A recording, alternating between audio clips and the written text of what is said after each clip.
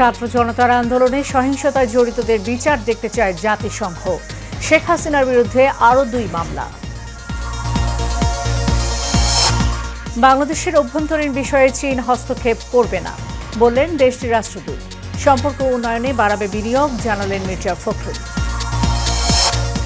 এবং ফেনী নোয়াখালীতে ভয়াবহ বন্যা, প্লাবিত বিস্তীর্ণ অঞ্চল, নিরাপদ আশ্রয়ের সন্ধানে দুর্গতরা।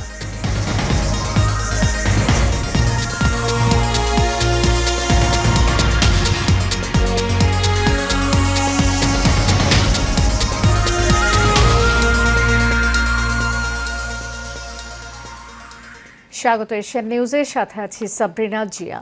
এতক্ষণ শুনছিলেন বিআরবি কেবল ইন্ডাস্ট্রিজ লিমিটেড সংবাদ শিরোনাম। এবার চলে যাব পুরো খবরে। প্রধান উপদেষ্টা ডক্টর মোহাম্মদ ইউনূসের নেতৃত্বাধীন অন্তর্বর্তী সরকারের পাশে থেকে বাংলাদেশের উন্নয়ন ও সমৃদ্ধিতে সহায়তা অব্যাহত রাখার অভিপ্রায় ব্যক্ত জানিয়েছে জাপান। দুপুরে রাষ্ট্রীয় অতিথি ভবন যমুনায় প্রধান উপদেষ্টার সাথে সৌজন্য সাক্ষাৎ করে এই বার্তা দেন জাপানের রাষ্ট্রদূত ইওয়ামা কিমিনোরি।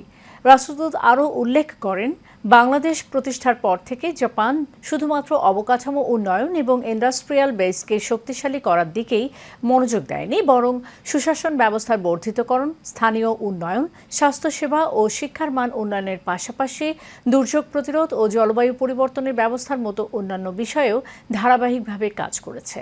এ সময় প্রধান উপদেষ্টা ডক্টর মোহাম্মদ ইউনূস জাপানের সমর্থনের জন্য কৃতজ্ঞতা প্রকাশ করেন এবং সহযোগিতা বৃদ্ধির আশাবাদ ব্যক্ত করেন।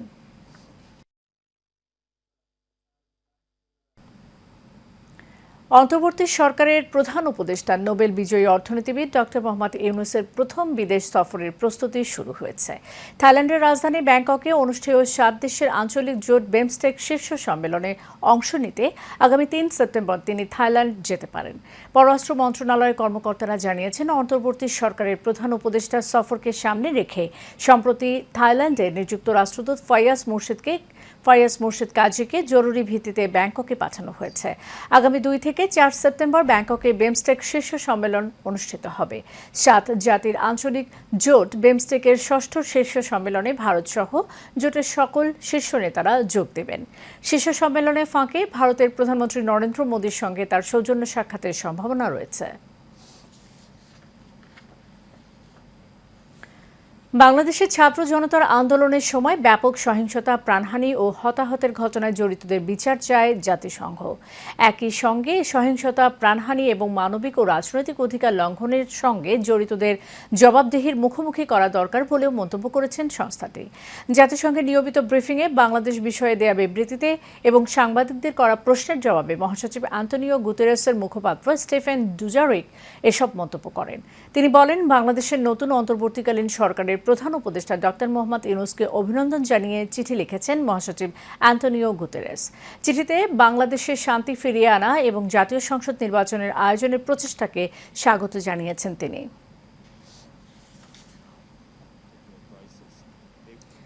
সিলেটের সাবেক প্রধানমন্ত্রী শেখ হাসিনা, তার বোন শেখ রেহানা, আওয়ামী লীগের সাধারণ সম্পাদক ওবায়দুল কাদের সহ 87 জনের নাম উল্লেখ করে অজ্ঞাত 5 থেকে 600 জনকে আসামি করে মামলা হয়েছে। জেলা ছাত্র দলের সহসভাপতি জুবের আহমেদ দুপুরে সিলেট মেট্রোপলিটন ম্যাজিস্ট্রেটের প্রথম আদালতে এই মামলা করেন। এছাড়া বৈষম্য বিরোধী আন্দোলনে রাজধানীর রামপুরায় নির্বিচার গুলিতে রাসেল মিয়াকে হত্যার অভিযোগে সাবেক প্রধানমন্ত্রী শেখ হাসিনা সহ 28 জনের বিরুদ্ধে মামলা দায়ের করা হয়েছে। রাজধানী মিরপুরের র্যাবের হেলিকপ্টার থেকে গুলি বর্ষণে একটি বেসরকারি প্রতিষ্ঠানের অফিস সহায়ক ফিরোজ তালুকদারকে হত্যার অভিযোগে সাবেক প্রধানমন্ত্রী শেখ হাসিনা ও সাবেক প্রধান বিচারপতি খায়রুল হক সহ 5 জনের বিরুদ্ধে আদালতে মামলা করা হয়েছে। অন্যদিকে শেখ হাসিনা, সাবেক মন্ত্রী মহিবুল হাসান চৌধুরী, নওফেল সহ 77 জনের বিরুদ্ধে আন্তর্জাতিক অপরাধ ট্রাইব্যুনালের তদন্ত সংস্থায় গণহত্যা এবং মানবতা বিরোধী অপরাধের অভিযোগ দায়ের করা হয়েছে। সাবেক মুক্তিযুদ্ধ প্রতিমন্ত্রী ক্যাপ্টেন অবসরপ্রাপ্ত এবি তাজুল ইসলাম, সাবেক সংসদ সদস্য ও আওয়ামী লীগের সাংগঠনিক সম্পাদক আহমেদ হোসেন, সাবেক সংসদ সদস্য আব্দুর রহমান বদি এবং সাবেক র্যাবের মুখপাত্র রিয়ার অ্যাডমিরাল সোহাইলকে আটক করা হয়েছে। মঙ্গলবার রাতে রাজধানীর বিভিন্ন এলাকা থেকে তাদেরকে আটক করা হয়। এদের মধ্যে এবি তাজুল ইসলামকে রাজধানী গুলশান থেকে, আহমেদ হোসেনকে বনশ্রী থেকে এবং সোহাইল বনানী থেকে আটক করা হয়েছে। এদিকে কক্সবাজারের টেকনাফের একটি হত্যা চেষ্টা মামলায় কক্সবাজার 4 আসনের আওয়ামী লীগের লীগের সাবেক সংসদ সদস্য আব্দুর রহমান বদিকে গ্রেফতার দেখিয়ে কক্সবাজার পুলিশের কাছে হস্তান্তর করা হয়েছে।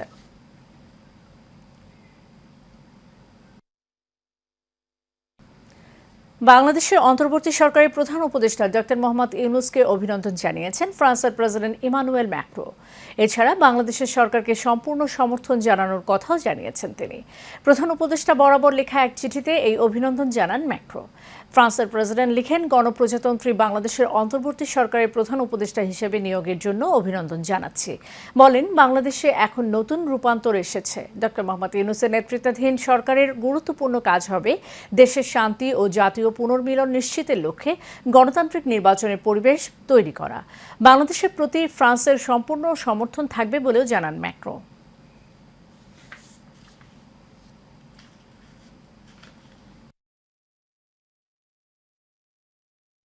বাংলাদেশের অভ্যন্তরীণ বিষয়ে চীন হস্তক্ষেপ করবে না বলে জানিয়েছেন ঢাকায় নিযুক্ত দেশটির রাষ্ট্রদূত ইয়াও ওয়েন। এমনকি ভূরাজনৈতিক যে কোনো পরিস্থিতিতে বাংলাদেশের পাশে থাকারও আশ্বাস দিয়েছেন তিনি। বেলা 11টায় রাজধানী গুলশানে বিএনপি চেয়ারপারসনের কার্যালয়ে অনুষ্ঠিত এক বৈঠকে এই আশ্বাস দেন ইয়াও ওয়েন। এদিকে চীনা রাষ্ট্রদূতের সঙ্গে আলোচনা ফলপ্রসূ হয়েছে জানিয়ে বিএনপি মহাসচিব মির্জা ফখরুল ইসলাম আলমগীর বলেন, সৌহার্দ্যপূর্ণ পরিবেশে আলোচনা হয়েছে। বাংলাদেশের জনগণের প্রতি তাদের যে কমিটমেন্ট তা অব্যাহত রাখবে। মির্জা ফখরুল আরও বলেন, বিএনপির সঙ্গে চীনের কমিউনিস্ট পার্টির যে সম্পর্ক তার সামনে আরও বৃদ্ধি পাবে। জনগণের উন্নয়নের জন্য তাদের বিনিয়োগও আরও বৃদ্ধি পাবে।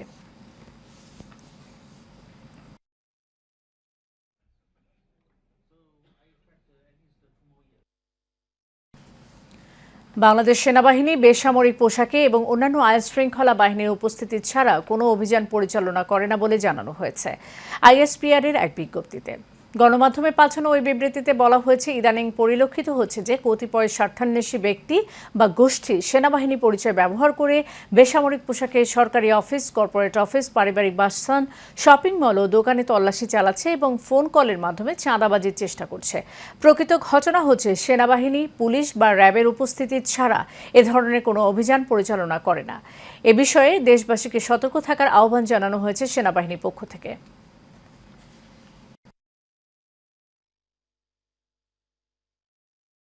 ভয়াবহ বন্যার কবলে পড়েছে নোয়াখালী সহ ফেনীর উত্তরের ৩ উপজেলা ফুলগাজী, পরশুরাম ও ছাগলনাইয়ার শতাধিক গ্রাম। পানিবন্দী হয়ে পড়েছে লাখেরও বেশি মানুষ। তলিয়ে গেছে রাস্তাঘাট ও ঘরবসতি। নিরাপদ আশ্রয়ের সন্ধানে বন্যা দুর্গতরা। বিপদসীমার উপর দিয়ে বইছে মুহুরী, কহুয়া ও সিলোনিয়া নদীর পানি। আমাদের প্রতিনিধিদের পাঠানো তথ্য ছবিতে আরও জানাচ্ছেন অনুকৃতি আদিত্য। বিপদসীমার উপর দিয়ে বইছে মুহুরী, কহুয়া ও সুলোনিয়া নদীর পানি। টানা বর্ষণে ভয়াবহ বন্যার কবলে ফেনীর উত্তরে ৩ উপজেলা ফুলগাজী, পরশুরাম ও ছাগলনাইয়ার শতাধিক গ্রামের লাখের বেশি মানুষ। তাছাড়া বৃষ্টির পানিতে ঘরবন্দি হয়ে পড়েছে নোয়াখালী জেলার বাসিন্দারা। গত মাসের শুরুতে মুহুরী, কহুয়া ও সুলোনিয়া নদীর 15 স্থানে ভাঙন দেখা যায়। সেসব স্থানে মেরামতের পর চলতি মাসের শুরুতে বাঁধের আরও 12 স্থানে ভাঙন দেখা দেয়। বাঁধের ভাঙনে প্লাবিত হয় শতাধিক গ্রাম। এসব এলাকায় তলিয়ে গেছে রাস্তাঘাট, পুকুর ও ফসলি জমি। কিছু কিছু এলাকায় মানুষের ঘরের ছাদ ও টিনের চালেও ছুঁয়েছে বন্যার পানি। এমন পরিস্থিতিতে আশ্রয় খুঁজছেন স্থানীয়রা। বন্যা দুর্গতদের জন্য ত্রাণ সহায়তা দিতে মাঠে নেমেছে স্থানীয় প্রশাসন ও বিভিন্ন স্বেচ্ছাসেবী সংগঠন। অনুকৃতি আদিত্য, এশিয়ান টেলিভিশন। দেশে ১৩ অঞ্চলে ঘণ্টায় সর্বোচ্চ ৬০ কিলোমিটার বেগে অস্থায়ীভাবে দমকা বা ঝোড়ো হাওয়া সহ বৃষ্টি অথবা বজ্রবৃষ্টি হতে পারে বলে জানিয়েছে আবহাওয়া অধিদপ্তর। দেশের অভ্যন্তরীণ নদীবন্দরগুলোর জন্য দেয়া আবহাওয়ার পূর্বাভাসে এই তথ্য জানানো হয়। এছাড়া সন্ধ্যা ৬টা পর্যন্ত দেয়া আবহাওয়ার আরেকটি পূর্বাভাসে বলা হয়েছে, রাজশাহী, ময়মনসিংহ, ঢাকা, খুলনা, বরিশাল, চট্টগ্রাম ও সিলেট বিভাগের অধিকাংশ জায়গায় এবং রংপুর বিভাগের অনেক জায়গায় অস্থায়ীভাবে দমকা হাওয়া সহ হালকা থেকে মাঝারি ধরনের বৃষ্টি বা বজ্রবৃষ্টি হতে পারে। সেই সঙ্গে দেশের কোথাও কোথাও মাঝারি ধরনের ভারী থেকে অতি ভারী বর্ষণ হতে পারে।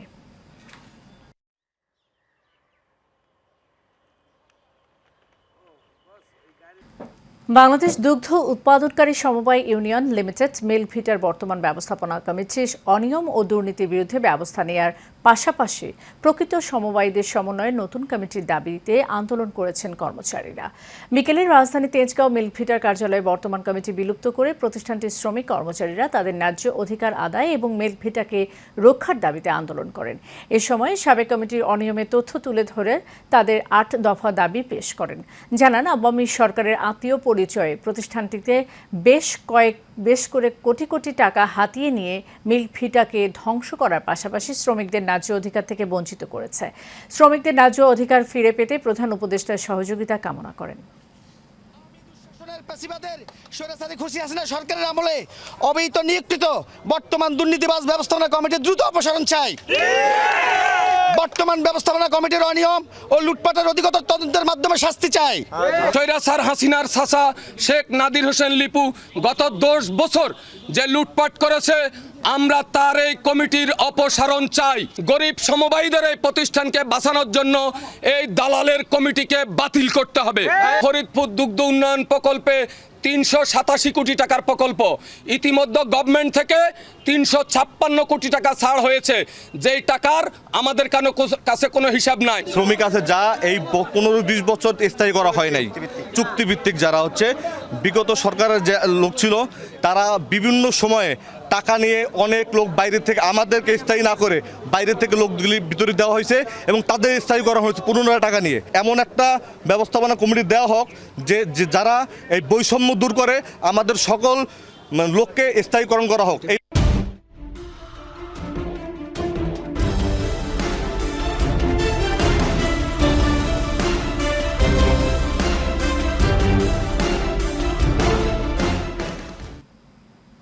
এবার সারা বাংলা।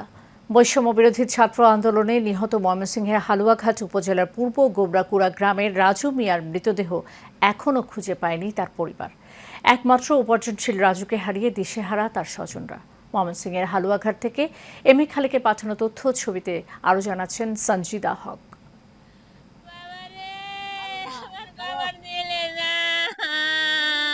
এই কান্না বৈষম্য বিরোধী ছাত্র আন্দোলনের সময় গুলিবিদ্ধ হয়ে নিহত হোটেল কর্মচারী রাজু মিয়ার মায়ের। গত ২০ জুলাই গাজীপুরে কর্মস্থল থেকে বাসায় ফেরার পথে বৈষম্য বিরোধী আন্দোলনকারীদের ওপর পুলিশের চালানো গুলিতে গুরুতর আহত হয় রাজু মিয়া। পরে তাকে স্থানীয় একটি হাসপাতালে নিলে মৃত ঘোষণা করেন চিকিৎসক। স্বজনদের অভিযোগ, খবর শুনে হাসপাতালে গেলেও মরদেহ দেয়নি কর্তৃপক্ষ। কাম করছেন হোটেলে রয়েছে পয়সা দিয়ে খাইছি, খাওয়া থেকে ফিরে খাইবার এসে বাবার গুলি লাগছে, 2 গুলি লাগে। রাজুর স্ত্রী খুঁজে বেড়াচ্ছে স্বামীর লাশ, আর ছেলের ছবি বুকে চেপে কেঁদে বুক ভাসাচ্ছেন মা রাহেলা খাতুন। ভাইয়ের শোকে পাগল প্রায় রাজুর বোন। বুক ফাটা কষ্টে ঠিকমতো কথা বলতে পারছে না বাবাও। পুলিশের গুলিতে 2টি গুলি লাগছে, একটা গুলি লাগছে মাথায় ডান পাশে, আর একটা গুলি লাগছে হাতে বাম পাশে, বাঁ হাতের মধ্যে লাগছে। বৃদ্ধ নিজামুদ্দিন ছেলের উপার্জনে নির্ভরশীল হয়ে ছেড়ে দিয়েছিলেন ঠেলাগাড়ি চালানো। একমাত্র ছেলে রাজুকে হারিয়ে দিশেহারা পরিবার। এখন লাশ ফেরত পেতে সরকারের কাছে দাবি স্বজনদের। সঞ্জিদা হক, এশিয়ান টেলিভিশন।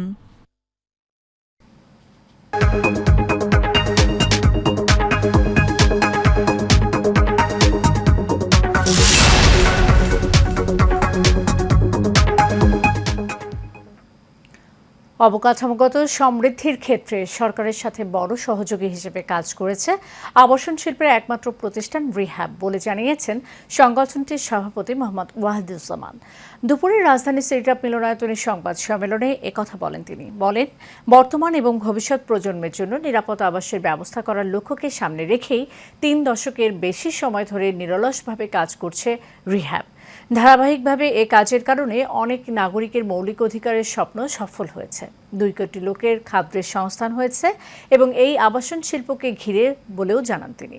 এ সময় উপস্থিত ছিলেন সংগঠনটির জ্যেষ্ঠ সহসভাপতি ব্রেক ওয়ার্কস ডেভেলপমেন্টের চেয়ারম্যান লিয়াকত আলী ভূঁইয়া। দীর্ঘ 1 যুগ পর বাংলাদেশ ক্রিকেট বোর্ডের সভাপতির পদ থেকে পদত্যাগ করলেন নাজবুল হাসান পাপন। নতুন সভাপতি হিসেবে নির্বাচিত হয়েছেন জাতীয় ক্রিকেট দলের সাবেক অধিনায়ক ফারুক আহমেদ। আজকের বিসিবির জরুরি সভায় ইমেইলের মাধ্যমে নিজের পদত্যাগপত্র পাঠান নাজমুল হাসান পাপন। 2012 সালে সভাপতি মনোনয়ন এবং 2013 সালে নির্বাচনের পর এই আসনে বসেন তিনি। 2012 সালে নিয়োগের পর থেকে টানা দায়িত্ব পালন করেছেন। এছাড়া বিসিবির পরিচালক হিসেবে জাতীয় পুরস্কারপ্রাপ্ত ক্রিকেট কোচ ও বিশ্লেষক নাজমুল আবেদিন ফাহিম।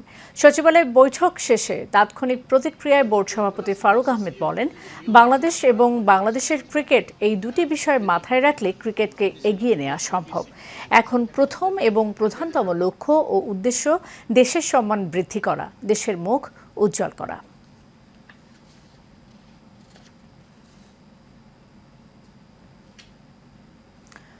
দর্শক, সংবাদ শেষ করব মানকি পক্সের খবর দিয়ে। করোনা ভাইরাসের পর এবার ক্রমশ উদ্বেগ বাড়াচ্ছে মানকি পক্স। এই ভাইরাসটির প্রভাবে 2 বছরে 2 বার জরুরি অবস্থা ঘোষণা করতে হয়েছে বিশ্ব স্বাস্থ্য সংস্থা WHO-কে। আফ্রিকা, ইউরোপ এবং এশিয়া মহাদেশেও রোগটি ছড়িয়ে পড়ার সতর্কতা জারি করেছে স্বাস্থ্য অধিদপ্তর। তাই এই ভাইরাসটির বিষয়ে সরকার থেকে শুরু করে সাধারণ জনগণ সচেতন না হলে শঙ্কা তৈরি হতে পারে বলে জানিয়েছেন বিশেষজ্ঞরা। কাউসার আহমেদের রিপোর্টে বিস্তারিত। করোনার রেশ না কাটতে এবার চোখ রাঙাচ্ছে মাঙ্কি পক্স। আফ্রিকাতে দাপট দেখানো এই ভাইরাস এখন ইউরোপ, এশিয়াতেও শনাক্ত হচ্ছে। এর ফলে সতর্ক অবস্থা জারি করেছে স্বাস্থ্য অধিদপ্তর। ভাইরাসটি মূলত ছোঁয়াচে রোগ হওয়ায় আক্রান্ত ব্যক্তির সংস্পর্শে গেলে এটি ছড়িয়ে পড়ে। এই রোগটিতে আক্রান্ত হলে আক্রান্ত ব্যক্তির মৃত্যুরও সংখ্যা থাকে বলে এই রোগটিকে অবহেলা না করার পরামর্শ বিশেষজ্ঞদের। এটা খুব ছোঁয়াচে, একজন থেকে একজন খুব দ্রুত এটা ছোঁয়াচে হয় এবং ইনফেক্টেড অ্যানিমেল এগুলোর থেকেও কিন্তু ছোঁয়াচে হয়। এবং এর মর্টালিটি রেট যদিও কম, কিন্তু একদমও কম না, 2 to 8% এরকম মোটামুটি মৃত্যুর ঝুঁকি। তীব্র জ্বর, মাথা ব্যথা, পেশি ব্যথা, পিঠে ব্যথা, দুর্বলতা, ফুলা লসিকা গ্রন্থি এবং ত্বকের ফুসকুড়ি বা ক্ষত দেখা দিলেই সাথে সাথে চিকিৎসকের শরণাপন্ন হওয়ার পরামর্শ দেন এই চিকিৎসক। আর এখন মানুষ বিভিন্ন জায়গায় যেহেতু যাচ্ছে, এক সময় হয়তো আমাদের এখানে ছিল না, কিন্তু এখানে আমাদের এখানে চলে যাবে, কারণ মানুষ বিভিন্ন ফ্রিকুয়েন্টলি এক জায়গা থেকে আরেক জায়গায় যাচ্ছে। এই জন্য একটা অ্যালার্ট জারি করা, যাতে এখন থেকে মানুষ সচেতন হয়। মাঙ্কি পক্স রোগের জন্য এখনও সুনির্দিষ্ট কোনো টিকা বা ওষুধ আবিষ্কার হয়নি। তবে WHO জানিয়েছে স্মল পক্স বা জলবসতির জন্য ব্যবহৃত টিকা মাঙ্কি পক্স প্রতিরোধে 85% কার্যকর। কাউসার আহমেদ, এশিয়ান টেলিভিশন, ঢাকা। শেষ করব এশিয়ান নিউজ। যাওয়ার আগে বিআরবি কেবল ইন্ডাস্ট্রিজ লিমিটেড সংবাদ শিরোনাম জানিয়ে দেব আরও একবার।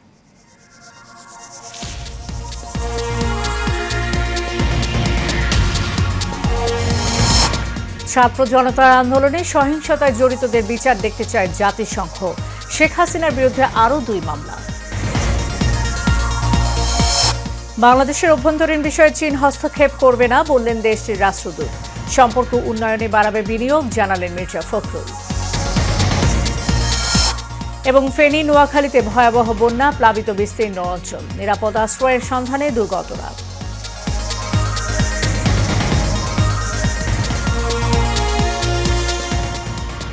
এশিয়ান নিউজ এ পর্যন্তই। পরের সংবাদ দেখার আমন্ত্রণ রইল। ধন্যবাদ সাথে থাকার জন্য।